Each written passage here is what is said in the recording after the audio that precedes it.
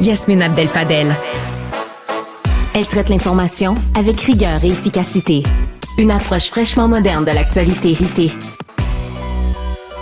On revient sur cette discussion sur la ménopause et le bouleversement hormonal que vit la femme un peu tout le temps lors de sa vie, mais particulièrement quand arrive la période de la ménopause. Il y a Nancy Marcil qui nous a rejoint en studio pour apporter son témoignage et son vécu, mais on a également Mireille Massé qui nous rejoint par VMX, par vidéoconférence.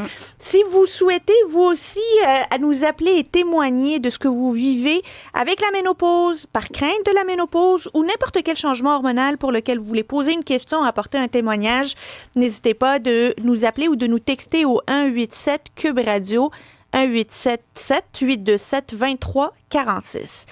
On revient avec docteur Lynn Desautels. Oui. C'est quoi cette affaire-là des hormones bioidentiques? J'ai aucune idée. Je vais le savoir bientôt. J'ai 35 ans, mais je le sais pas maintenant. Bien, il y a encore beaucoup de stigmatisation par rapport au terme bioidentique. Bioidentique, là, Yasmine, ça veut juste dire identique à ce que le corps a besoin, à ce que le corps fabrique en termes d'hormones sexuelles. Alors, même celles qu'on prescrit en pharmacie sont bioidentiques. Pour faire la distinction, parce qu'encore dans la communauté médicale, on associe bioidentique aux crèmes, à tout ce qui s'est développé autre que prescrivable en pharmacie, parce que suite à l'étude Y, on a déprescrit les hormones, ayant peur de plein de trucs reliés aux hormones. On a démonisé les hormones. OK? Ça, alors, bioidentique, si on remet dans le contexte, Ouais. c'est 27 000 femmes qui ont été suivies. Il y en a qui prenaient des hormones synthétiques, d'autres un placebo. On les a suivies dans le temps, puis on regardait les événements qui se manifestaient, cardiovasculaire, cancer du sein et compagnie. Au bout de, je pense, 4 ans, on s'est rendu compte qu'il y avait plus de risques que de bénéfices et on a cessé l'étude.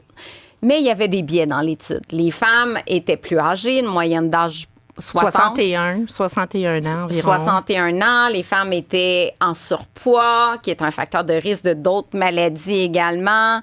Bref, on l'a probablement mal interprété et on a vu une déprescription des hormones. On parle de 60% de chute aux États-Unis de la prescription hormonale suite à la publication de cette étude-là. Oui. Mais on l'a réanalysé aussi des années plus tard. Puis on s'est rendu compte qu'il y avait des biais d'interprétation. Naturellement, il y avait des groupes d'âge et on a remarqué, entre autres, qu'il n'y avait pas de risque de mortalité, toutes causes confondues. Même dans les groupes d'âge plus avancés. Ceci étant dit, c'était tout le monde pareil. On a eu des cohortes aussi seulement avec les estrogènes parce qu'on blâmait beaucoup les estrogènes. Puis on s'est rendu compte des années plus tard que c'était pas nécessairement les estrogènes parce que les estrogènes seuls amenaient des facteurs de protection, entre autres contre le cancer du sein. Donc, il y a des distinctions à faire entre les types d'hormones et il y a une individualité bioidentique plus sécuritaire parce qu'on a moins d'interférences au niveau de la transformation de nos hormones et il y a des façons qui sont un peu plus santé, un peu plus sécuritaires en fonction de l'âge, en fonction de qui on est.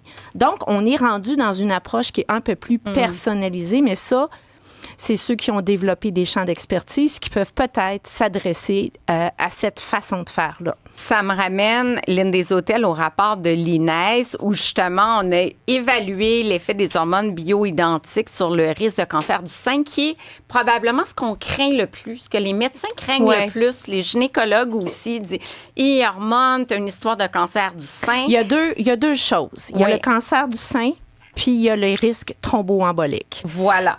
Dans l'étude, on parle d'une diminution de 7 cas sur 1000 du cancer du sein si l'hormonothérapie bioidentique est commencée avant l'âge de 60 ans. Ce qui ne veut pas dire que si on le débute après 60 ans, que c'est dangereux.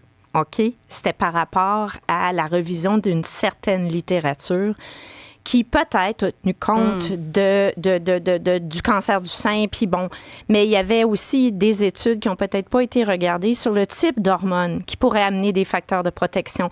Encore là, c'est du cas par cas. Il faut faire attention. Mais chose certaine, on rapportait ça diminue le risque de diabète de type 2, de fracture, d'ostéoporose, de cancer du côlon, de troubles neurocognitifs majeurs de type maladie d'Alzheimer et de mortalité cardiovasculaire. Moi, Nancy, t'es en studio, je veux que tu me raconte ton histoire parce que, bon, tu es éducatrice physique, le sport fait partie de ta vie. Tu t'es retrouvée à 51 ans avec des gros symptômes, d'étourdissement, de vertige. Personne ne pouvait te donner une réponse aux symptômes que tu avais à l'époque. Raconte-nous ça. C'est en plein ça. J'avais 51 ans. J'avais commencé à avoir j'étais vraiment étourdie, j'avais des vertiges. Puis là, je me suis dit, il y a des gens qui commençaient à me parler des hormones, mais je connaissais vraiment rien là-dessus. Et comme ça, on m'entend bien? Oui.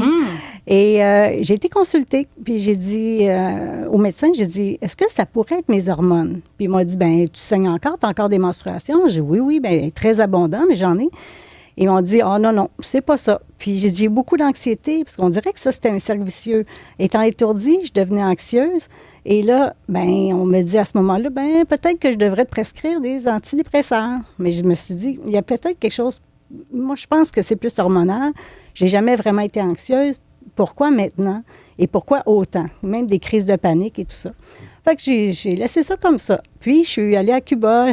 J'ai un beau voyage de sport. Et je me suis mis à avoir des hémorragies intenses et au point d'être hospitalisée là-bas et devoir revenir à la fin de mes vacances et arriver directement à l'hôpital à l'arrivée parce que les saignements étaient tellement abondants qu'il a fallu qu'on me fasse des transfusions. Wow! Et c'est fou parce que j'ai dit, peut-être que j'aurais pu éviter ça. Je suis certaine qu'avoir eu un dosage adapté déjà, ou en tout cas d'avoir... Et il a fallu que tu trouves l'info par toi-même parce qu'on t'en allait en ostéopathie, voir un ORL pour les vertiges. Tu dis, me semble que la science ne me comprend pas. Oui, parce qu'après, j'ai dit, bon, OK, maintenant que mon taux de fer est monté, mon hémoglobine, j'ai reconsulté. Et on me dit encore une fois, non, regarde, va voir un ostéo, c'est probablement ton cou, c'est probablement... Et 1 an plus tard, j'ai réussi à avoir une consultation et avoir un début d'hormonothérapie et instantané. L'anxiété est disparue, les symptômes, je ne dis pas que ça l'a tout corrigé, mais on a vu, en dedans d'une semaine, j'ai vu une différence. Je ne dis pas qu'au début, c'était parfait parce que le dosage était trop fort pour moi au début. J'avais arrêté et quand j'ai recommencé avec un petit dosage, j'ai vu une différence énorme. D'où l'approche personnalisée. Ton histoire est très, très intéressante. Parce que c'est pas parce qu'une femme est encore menstruée qu'elle n'a pas des déséquilibres hormonaux.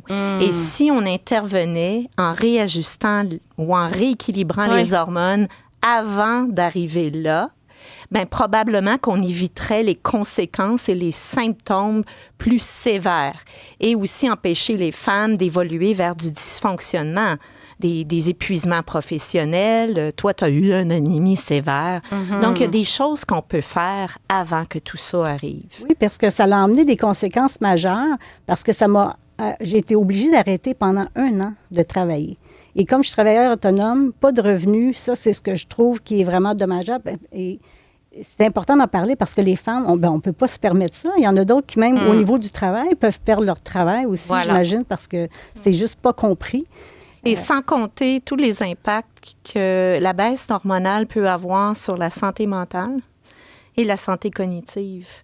Notre cerveau a besoin d'hormones pour bien fonctionner. Mais il faut faire ça pas n'importe comment. Puis il faut regarder, c'est du cas par cas. C'est une approche personnalisée. Et les conséquences ont été importantes. Puis tu m'as dit, je suis ici aujourd'hui parce que je veux aider les femmes à travers mon histoire, à travers ce que j'ai vécu, pour pas qu'elles reproduisent les erreurs que j'ai vécu moi puis qui ont retardé mon processus de prise en charge. Stéphanie Villeneuve. Ben, en fait, c'est juste que j'avais une question, étant donné que chez les femmes, en tout cas, le déséquilibre hormonal provoque beaucoup de choses, comme ça peut arriver à n'importe quel âge. Est-ce que, un peu comme une prise de sang qu'on fait annuellement, est-ce qu'on pourrait pas...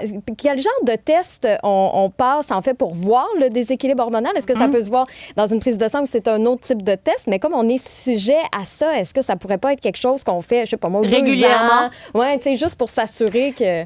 Ben moi, c'est dans ma pratique. OK. Il y a des discussions en fonction de ça, mais il faut savoir comment le faire, puis bien le faire. Puis il faut surtout savoir comment interpréter les résultats. Parce qu'un résultat, ça peut vouloir dire n'importe quoi si tu ne le recadres pas dans un contexte clinique. Donc, ce que la femme raconte, ce qu'elle a observé, en passant pour savoir si vous avez un déséquilibre hormonal en préménopause, avant que la ménopause arrive, bien, posez-vous la question si vos symptômes sont cycliques. Hein? Les femmes le savent. Ben voyons donc, ça arrive toujours au même moment dans le cycle. Alors, on dose en préménopause en fonction du cycle menstruel et on regarde s'il y a déjà un déséquilibre entre certains types d'hormones et naturellement, on regarde comment on va personnaliser la thérapie en fonction des besoins et des symptômes de la femme ou de la patiente qu'on a devant nous. Oui, il y a des façons de faire. On s'assure qu'on est dans un dosage physiologique, donc ce dont la personne a besoin pour bien fonctionner, parce qu'on parle d'une approche fonctionnelle. On ne traite pas de maladie, hein, la ménopause. Là. C'est pas une maladie. C'est pas une maladie, c'est un passage de vie obligé. C'est une zone de perturbation, de turbulence hormonale, comme à la puberté, comme tu as dit tantôt. Obligatoire. Alors, on commence à avoir des cycles anovulatoires, on commence à avoir une confusion hormonale, des montagnes russes, et il y a une façon d'atténuer tout ça en rééquilibrant les hormones. Alors, le dosage physiologique et les proportions entre les hormones qui ont des rôles complémentaires, ça, là, c'est bien important parce qu'elles travaillent ensemble à maintenir, écoutez-moi bien, une harmonie. Ça, c'est beau. Donc, on va aller maintenant rejoindre un autre témoignage. On a Mireille Massé qui est en virtuel avec nous, qui, elle aussi, a eu des symptômes importants. Ça a commencé à l'âge de 39 ans. Mireille me disait ça. Personne me croyait. J'ai pas réussi à avoir les bons médecins pour me soigner. Raconte-nous, Mireille, ton histoire. Ben, merci Isabelle, puis j'étais à la même place que vous. Je me dis, si quelqu'un m'entend, si je peux lui faire sauver ces 10 années que j'ai mis ma vie sur pause, puis moi aussi, ayant mon entreprise, j'ai dû arrêter de travailler, j'ai eu des symptômes à 39 ans, puis personne ne me croyait parce que les gens disaient « Ben non, mais ça se peut pas, Mireille, tu as 39 ans, tes enfants sont encore jeunes. » Puis finalement, j'ai fait un épuisement avec des vertiges sévères, comme votre autre invité. Et là, j'ai fait plein de spécialistes pour m'aider à retrouver l'équilibre. Puis bon, j'étais entraîneur en course à pied, prof de yoga, de méditation, mais je me tenais plus debout. J'étais couchée dans le noir avec des bouchons. Mon Dieu. Je me suis retrouvée, tu sais, incapable de travailler, là. Tu sais, je veux dire, ça s'explique même pas à quel point. Puis moi, je suis conférencière. Comment tu veux donner une conférence quand tu sais plus comment tu t'appelles? Puis les symptômes étaient aussi beaucoup dans la perte de mémoire, la perte d'attention. Tu sais, mon chum, il me disait, t'es-tu TDA? Tu sais, je disais, non, j'ai jamais été TDA, mais j'avais vraiment des gros soucis. C'est ma physio périnéale qui a mené à sonner l'alarme parce que ma médecin me dit « je vais te prescrire la pilule ». Puis moi, j'ai une maîtrise en biologie médicale, donc tout l'aspect micro-bio-identique, etc. Moi, c'est ce que je voulais. Personne ne voulait m'aider pour ça. Il a fallu que je sois très déterminée puis que je me batte littéralement pour ma santé. Donc, merci à des femmes comme Lynn des Hôtels d'avoir pavé la voie parce qu'il y a 10 ans, ça se parlait pas autant. Maintenant, on l'entend plus avec, entre autres, le reportage de Véro. Mais il y a 10 ans, là, on était en néant. Puis moi, à 44 ans, alors que j'allais pas nécessairement mieux, que là, je remontais pas du burn-out, puis j'avais couru un marathon à 38 ans, puis j'avais de la misère à marcher quelques kilomètres. Ça marchait pas, là. Je me suis dit... Là, je vais me battre pour ma santé. Puis c'est triste parce que là, c'est ça. Là, tu te dis, ben là, je dois me battre, tu sais, pour trouver une façon de retrouver la santé. Puis ma physio périnéale, elle me dit, tu sais, Mireille, ça fait 7 ans que je te traite. Là, c'est rare que je dise ça, mais elle dit, c'est hormonal, là. Elle dit, tes hormones, il y a quelque chose qui marche pas. Puis ça a été le début pour moi, tu sais, d'une nouvelle vie. Et, le docteur des Hôtels la connaît. J'ai eu la chance d'avoir une médecin, Catherine, qui a été mise sur ma route, qui m'a aidée. Puis pour moi, ça a littéralement changé ma vie. Et moi aussi, je suis allée à la pharmacie chercher ma prescription, puis je me suis dit, je suis en train de changer ma vie. Puis ça fait 3 ans maintenant, en février, et je suis une autre personne. Là. Il y a vraiment, tu sais, il y a vraiment quelque chose à faire. Puis tu sais, le message, c'est oui, d'être observatrice, de suivre son intuition, puis de rester déterminée pour sa santé. Vous êtes votre meilleur médecin, donc assurez-vous que vous êtes capable de vraiment d'une façon holistique. Puis, tu sais, avant d'arriver à l'hormonothérapie, parce que c'est pas toujours la solution pour certaines raisons, c'est vraiment de personne à personne. Tu sais, j'ai fait de l'acupuncture, j'ai pris des tisanes de plein de trucs, j'ai des formations en nutrition avancée, j'ai pris de la sauge puis des trucs tu sais, naturels. Ouais. Mais quand ça fait plus de 5 ans que tu dis « je vais toujours pas bien », ben peut-être que la tisane de sauge, c'est peut-être pas assez pour moi. Mais la question que je me pose, c'est que je vous entends parler aujourd'hui de la ménopause, du combat pour avoir accès à de l'hormonothérapie, puis juste avoir un diagnostic de dérèglement hormonal avant même d'arriver au traitement. J'ai l'impression d'entendre la détresse de ceux et celles qui ont été diagnostiqués avec la maladie de Lyme, puis qui ont dû se battre des années durant à taper sur plein de portes, que chacun a sa théorie, que rien ne fonctionne, que la détresse est toujours là. Puis ça a pris du temps avant qu'on reconnaisse la maladie de Lyme comme une vraie maladie qui existe pour de vrai. Là, encore aujourd'hui. Lynn est une spécialiste de la maladie de Lyme. Ben, et aujourd'hui, on se dit, la question de l'hormonothérapie, j'ai l'impression que c'est encore ça. Il faut se battre pour avoir accès à ça. Il y a une grande mobilisation depuis quelques années. Je sens que le vent tourne. Enfin, on en parle, c'est plus tabou. Là, il y a plein de femmes aujourd'hui qui voulaient être là. Demain, on parle d'andropause. Ah, j'ai pas beaucoup de gars qui ont dit je serai présent. Donc, s'il y a des gens qui nous écoutent, on a Hugo Gérard.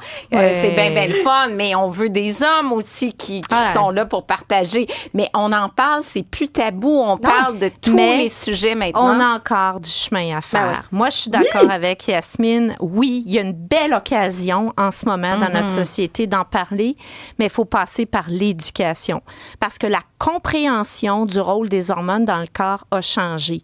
Hein? Comme on l'a dit tantôt, on ne traite pas une maladie, on ne fait pas un diagnostic, on a des problèmes psychologiques, cognitifs, mais adressons-nous à la cause. C'est une approche qui est différente. C'est de comprendre ce qui se passe puis de redonner un équilibre et permettre d'être préventif à long terme. Et tu as aimé le commentaire de Mireille qui dit qu'il faut se responsabiliser en tant que femme, dans le sens, Yasmine, d'être à l'écoute de ses symptômes, du bon dosage aussi. Moi, des fois, je mets une pompe d'estrogel. Des fois, j'en mets 2. Des fois, je prends un prométrium. Des fois, j'ai besoin d'une bonne nuit de sommeil, j'en prends 2.